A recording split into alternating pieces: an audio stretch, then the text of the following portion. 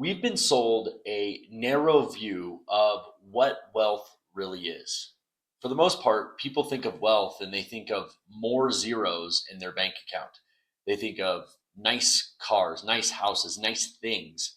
And the reality is that it is not even close to that. This video is to provide an overview and concepts around mindful wealth. This is an idea that I came up with back in 2018 and have been developing, have been kind of circling around for a very long time. But I think this will give some framework, some insights, some guidance, and kind of the overview of what mindful wealth is, how it's in practice, and some of the concepts that are embedded within the mindful wealth concept.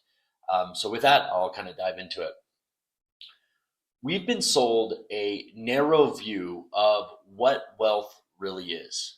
For the most part, people think of wealth and they think of more zeros in their bank account. They think of nice cars, nice houses, nice things. And the reality is that it is not even close to that. While the material side of wealth can be awesome, you can provide a lot of luxuries in life. If there is no underlying fulfillment, if there's no underlying value, then ultimately it's going to fall short. And people are going to continue to dig themselves the wealth hole and fill it with stuff, only to understand that it's not fulfilling. And my hope is to build a framework that will help people understand that wealth is greater than your financial success. It's much more about who you are as a person, the values, the impact that you have on your community, and ultimately using that as a framework to build my wealth management practice has been very fulfilling in the way that we do that. And I think when we think about wealth as a whole, it's oftentimes, very transactional. We want to just get the answer, that one answer, and then we move on. But the idea around it actually is much deeper than that, is that it's a slow burn. It's something that we have to kind of drive for, and something that it's not just the destination, it's the process to get there.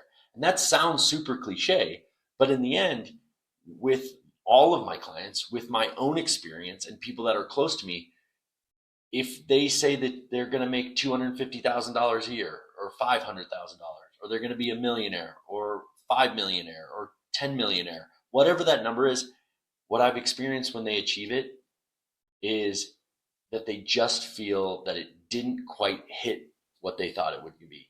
They thought that was going to be their moment of self-actualization, but in reality, there was much more work to be done. And I think the problem really comes from that the industry itself promotes fear, greed, a scarcity mindset that, we turn on the news and it's the stock pick that you missed. So you got to get the next Amazon, you got to get the next Nvidia.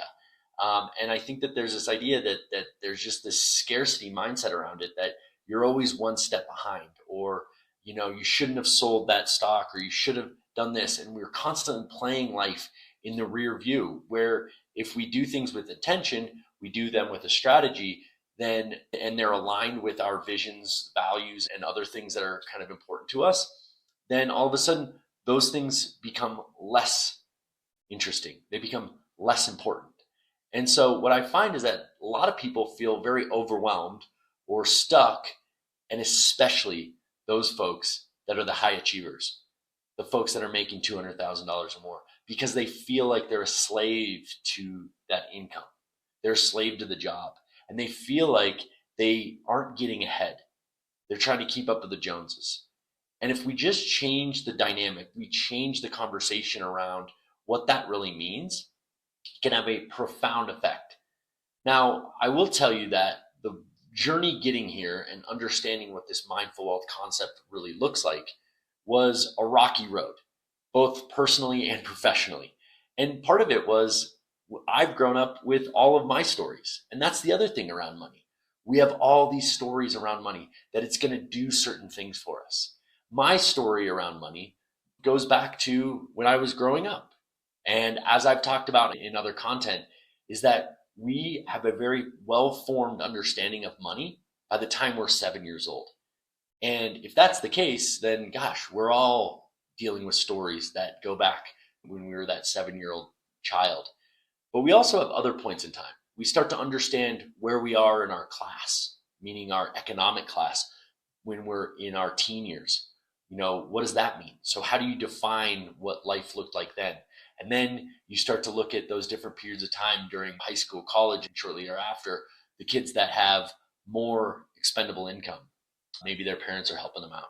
But my personal story comes from a small mountain town, Steamboat Springs, Colorado. I had a mother that had that very stable kind of corporate job. She worked in a bank. My dad was the entrepreneur. He was constantly kind of trying to figure out what his place was. And through those two experiences, it was really profound to just see the different money experience, because it was absolutely, they came from their own stories. And I always laugh. It's not necessarily a bad thing. It's not necessarily a good thing. But one of my favorite memories or money stories that has surrounded my family's life is around a pair of boots. Now, when my parents first moved to Steamboat in the late 70s, it was hard times. My mom had gotten a job. She was kind of entry level banker. My dad had worked real estate in Denver and moved up there, and he went back to the thing he knew how to do, which was construction. He knew how to pour concrete, hammer nails, build things. And in those first years, there wasn't a lot of money. And this was before my sister and I were born. And they were, working to make a life in Steamboat. And my dad was pouring concrete and working construction. And he didn't necessarily want to buy the expensive boots because, they were expensive. But my mom urged him to buy the more expensive boots, the ones that were going to last. And so he opted not to buy the expensive boots. He wanted to be frugal. He wanted to be smart with his money. And he decided to buy the cheap boots. Well, those cheaper boots lasted for a couple of months. And then he opted to buy another pair of cheap boots. And those lasted for a few months, but by the time winter came around, they weren't good enough for winter. So he bought a third pair of boots. And by this time, my mom was getting very annoyed with him and just said, why don't you just go down and buy the nice Red Wing boots? And so after 3 tries of buying the cheap boots, he went down and bought the expensive boots. And in the end, while he was trying to save money, he ended up spending at least twice as much as if he would have bought the original boots, those nice Red Wings with the full grain leather, with the steel toe, those really nice thick soles. That would have gotten him through the summer months, through the fall, the winter, and the spring. But instead, he opted to buy the cheaper boots 3 times and then buy the nice boots. And the funny thing is that we were going through closets when my sister and I were moving out to go to college and become adults. And guess what? Those boots, and this is 2008, 2009, were still in my dad's closet. They were his work boots. So he had had these boots for over 30 years, and they had lasted the test of time. And I say that because this is a very real experience where wealth can mean a lot of things. Our financial habits can mean a lot of things. And you can have families that bring these stories together, and they can change, they can mold the way that you think about and use money. And so that is a financial story that has been forever embedded in my life. And it's definitely a story that we carry on in our house to remind ourselves that, yes, we want to be frugal. We want to be thoughtful about the things we're purchasing. We don't want to just buy the expensive thing for the sake of the expensive thing, but we want to make sure that we're doing it with the idea that, what are we using it for? Is it going to be the thing that serves us? Or are we going to be buying it because we're being cheap or what have you? Because we don't want to buy that thing 3 or 4 times.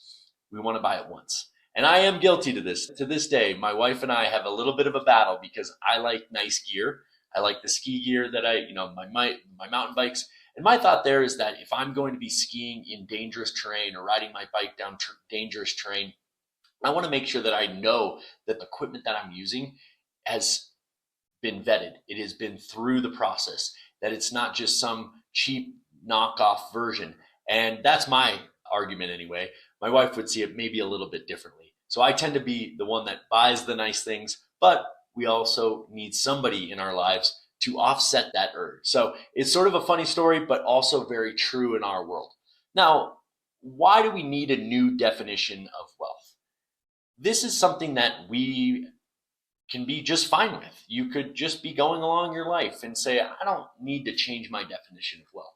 Well, if you've thought about wealth as just about accumulation, or that, your financial advice equals spreadsheets and stock tips, then definitely this is going to be a concept that's going to be very good for you. Other people that I talk to, it's all about if they're financially successful. And then I ask them, what is financial success to them? Oh, they want to retire early. They want the big house. They want the freedom. And what they realize is that that's a bit of an old paradigm. And what ends up happening is that these things sound great, but unfortunately, they carry with them some kind of dangerous symptoms. A lot of the times, my clients are achieving their financial goals. They get to that level of income. They have the savings. They have the bank accounts to prove that they've been successful. And yet, they feel unfulfilled. They are constantly comparing themselves to other people. They have anxiety about whether they can afford the family trip, they can afford to send their kids to college. That's certainly a big deal. Or they have guilt about money. They have guilt about spending it. They have guilt about sharing it or not sharing it. There's just some weird things that happen. And what I find is that when people are showing these types of symptoms, things like disconnect between their goals and their values. This is something that I see with a lot of people when we start talking about cash flow, aka the budget. When we start looking at that, and if you were to give somebody your 3 months worth of bank statements about where you spend your money, do you think they would know some of the values, some of the things that you care about? Maybe, maybe not. Maybe it's sometimes worth or might be time to take a look and audit that sort of thing. Because if you're saying that you're super healthy, but you're eating out and you're spending a lot of money on the liquor bill or whatever, and you're not actually spending your money on the healthy things, well, maybe that might show up in your cash flow. So it's just this disconnect between what our goals and our values are that can create some disharmony in our lives, and it can create some stress. And this stress equals tension. And that tension can really create some real roadblocks in our ability to accumulate more, if that's the goal, or be filled in what we're doing.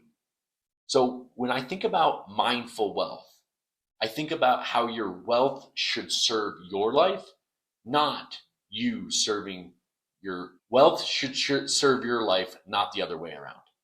Okay. So your money should be able to allow you to do the things that you want to do, not hold you back from the things that you want to do. And I've seen this from time and time again. People get to a certain point in their financial lives, and all of a sudden, they said it $200,000 of income, $400,000 of income, that they were going to have, they would be able to afford that thing.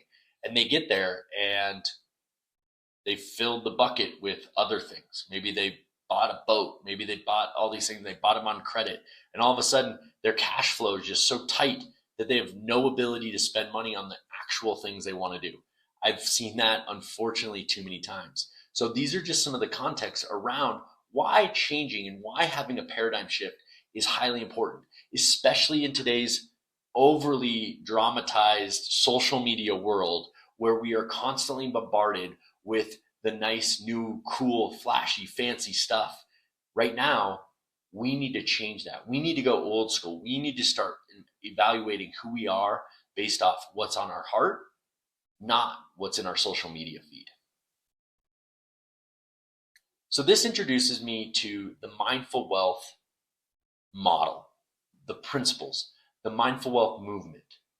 As I call it on my LinkedIn newsletter, the Mindful Wealth Project. The Mindful Wealth Project incorporates two major concepts, which is called meaningful prosperity paired with financial vitality. So we're tying in the meaning with the strategy. So it's having these two things in place and then combining them is going to create that mindful wealth moment where you can then take control of your financial life and ultimately give you more meaning, more depth, more purpose, and frankly, probably less stress, less uncertainty, and greater freedom than what you had before. When I think about mindful wealth, I think about it as a holistic approach that really kind of blends purpose and planning, and it helps build the financial success with intention, resilience, and ultimately meaning.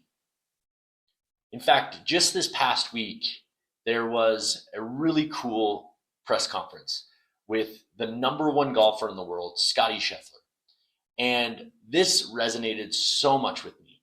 Scottie is at the top of his game, and he was asked a question about winning the Open Championship, which is a tournament that he had not won yet. And spoiler, he went on to win. And he basically said, well, what's it all about? Why do we even want to win? If it all ended tomorrow, would it even matter? And it's this idea that even at the top of his game, he's questioning his purpose. He's questioning why it matters so much. And in the end, the point is that those moments are fleeting. Because if he's not comfortable with who he is as a father, as a public figure, frankly, as a husband, and he's not fulfilled in his heart, then ultimately those wins mean absolutely nothing. And he's speaking from experience. He's worked his tail off to get to this point in his life. And it's not throwing it away. It's not being callous about his ability to win. It's understanding its place in our life. And I loved his quote about being a sicko for the work that it takes to get there, for putting in the effort day in and day out. Because I think about this in my own life. I love doing adventure sports.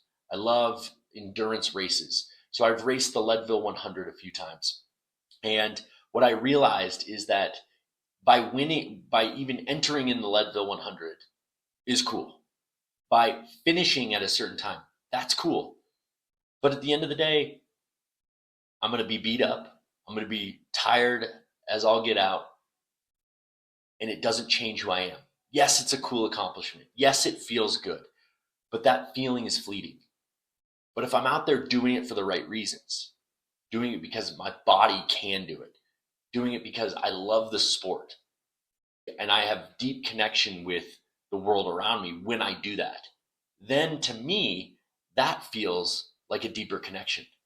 That purpose-driven approach makes it feel so much more meaningful to then go through the process, go through the pain. Because if you can't do that, then you're probably going to be on the sidelines pretty quick. And I think about this with a lot of people's wealth journey. They want to do things for comparison's sake. Well, I got this job, and they might do it quietly. Might not be something that they want publicly known. But I see this a lot, and then they get the job. And it's just, so what? That's all right. Or it has a pretty quick half-life. After a year or two, all of a sudden that nice big job, that nice big promotion, those stock options, they come with a lot of stress. They come with being on a lot. And I've seen this with clients, again, time and time again, where they've left the corporate world to become entrepreneurs because guess what? It's not all cracked up to what they thought it was, or it was sold a bill of goods that didn't really quite make them fulfilled in the way that they had hoped. So when I think about this scenario around mindful wealth, it's not about a money problem. It's about a meaning problem. And it's exactly why we want to start with understanding who you are and go beyond just the spreadsheets, beyond the stocks, beyond the returns. We want to understand how it is right here and how fulfilling it can be. So with that, let me break down what meaningful prosperity really is. So really, this is where we start with the why, understanding your why.